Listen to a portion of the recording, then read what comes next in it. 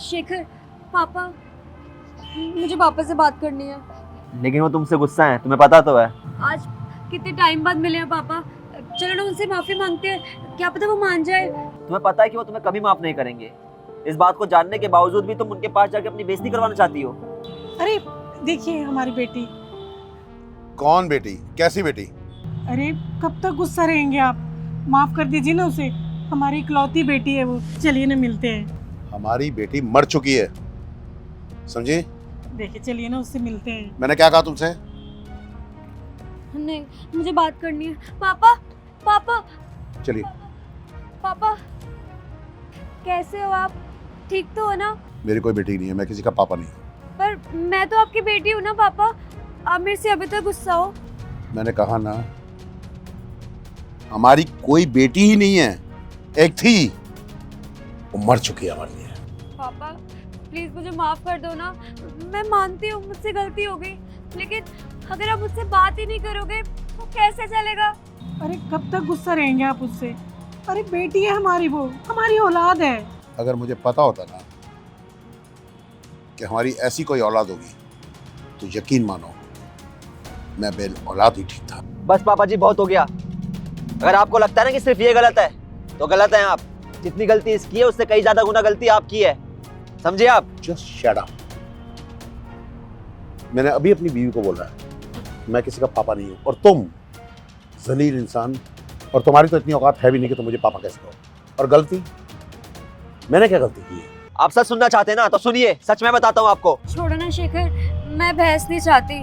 अगर पापा को लगता है कि मेरी गलती है तो मेरी गलती है। अरे तुम छोड़ो ना यार, इन्हें भी तो पता चलना चाहिए कि आखिर में सच क्या है।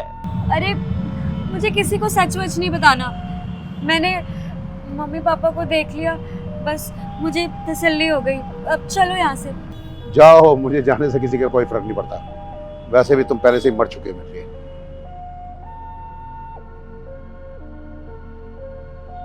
चलो।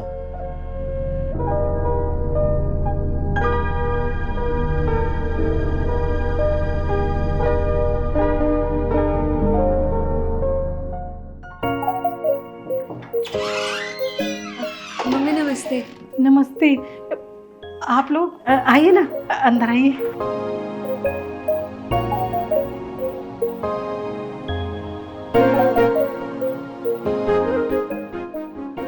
मम्मी वो हमने ना नया घर लिया है और पूजा है, आपको ज़रूर आना है। हाँ बेटा, क्यों नहीं आएंगे, जरूर आएंगे। कौन है? तुमने इन्हें अंदर कैसे आने दिया? वो ये आपसे बात करने आए हैं। मैंने तुम्हें कितनी बार कहा है मुझे किसी से बात करने में कोई इंटरेस्ट नहीं है। पापा एक बार हमारी बात तो सुनो। इतनी बेशर्म हो तुम। हमारी इतनी बेइज्जती करवाने के बाद भी तुम्हारी इतनी हिम्मत है कि तुम मेरे सामने बैठी हो, मेरे घर में बैठी हो? हैं? हिम्मत कैसी हुई तुम्हारी आने की?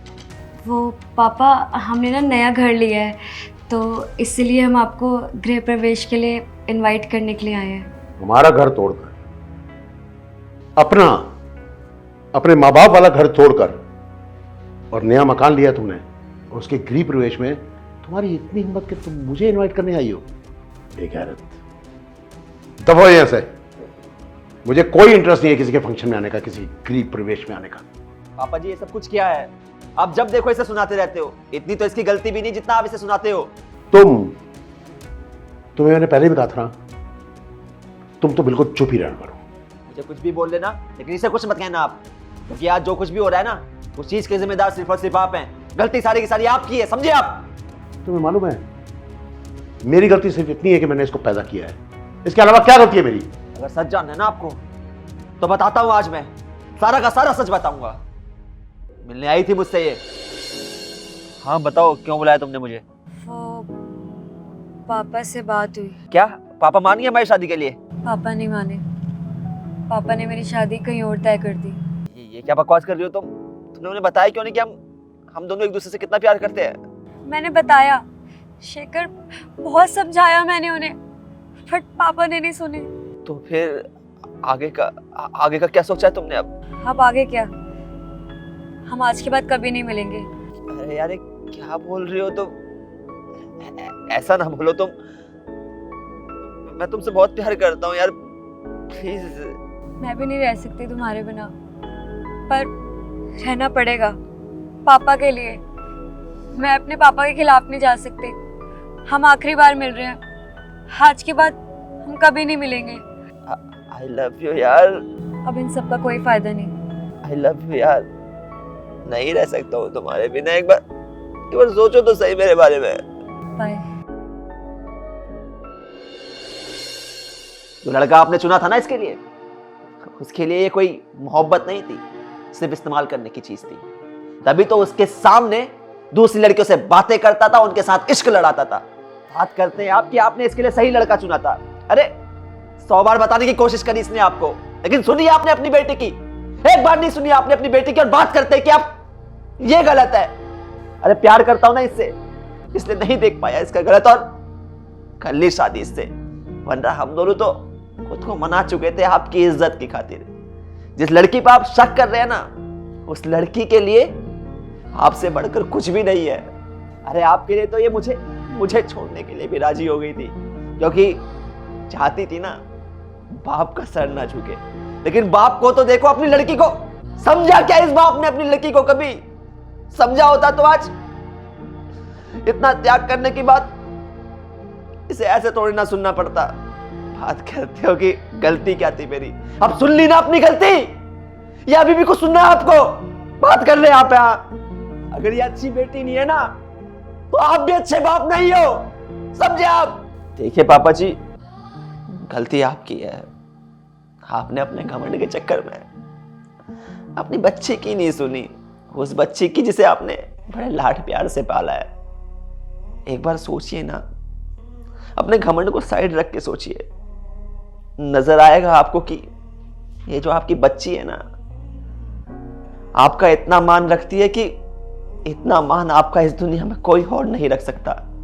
बस एक बार अपनी बच्ची की खातिर अपनी ईगो को साइड रखकर सोचिए कि क्या सच में आपकी बेटी गलत है। सोचिए ना। जब से पैदा हुई हो मैं तुम्हारी बातें नहीं सुनता। तुम्हारा पापा तुम्हारी सांसें सुनता था, पता है ना तुम्हें? तुम्हारे मुंह पे कोई बात नहीं आती थी और मैं पहले समझ जाता था कि तुम क्या चाह रही हो। और ये इतना कुछ हो गया तुम्हारे साथ। मैं कैसा मूर्ख था। बाप था तो क्या हुआ? कैसा बाप था मैं या हूं? अपनी ईगो के चक्कर में, अपनी ईगो को चमकाने के चक्कर में, ये दुनियादारी, ये समाज के खोखले रीति रिवाज, इनके चक्कर में बेटी का दर्द नहीं समझ पाया मैं। नहीं, मैं अब भी तुमसे कहूंगा कि मेरी पूरी गलती नहीं है। मेरे से कम ही सही, लेकिन इसकी भी गलती है। अरे कम से कम एक बार पापा को समझाती तो सही। पापा आई एम सॉरी, आगे से कोई गलती नहीं होगी।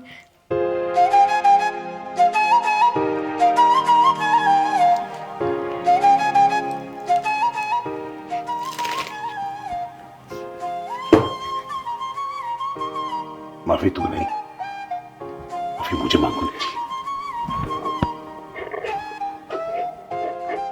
मुझे माफ कर दो।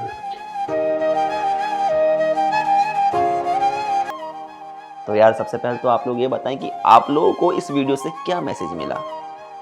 बेसिकली इस कहानी में हमने ये चीज़ देखी कि कई बार क्या होता है, माँ बाप की ईगो के चक्कर में सही बच्चा भी गलत बन जाता है। जबकि वो बच्चा अपना सब कुछ अपने माँ बाप के लिए न्योछावर करना चाहता है, हर त्याग करना चाहता है अपने माँ बाप के लिए, लेकिन एक छोटी सी ईगो है ना जो वो सब कुछ बिगाड़ देती है। इसलिए कोई भी डिसीजन लेने से पहले अपनी ईगो को साइड रखें। जब ईगो साइड होगी ना, तो डिसीजन जो होगा वो हमेशा बेहतर ही होगा। वीडियो पसंद आई हो, वीडियो का मैसेज पसंद आया तो वीडियो को ज़्यादा लाइक करें, शेयर करें। मिलते हैं आप सभी लोगों से जल्द एक नई वीडियो में एक नई स्टोरी के साथ।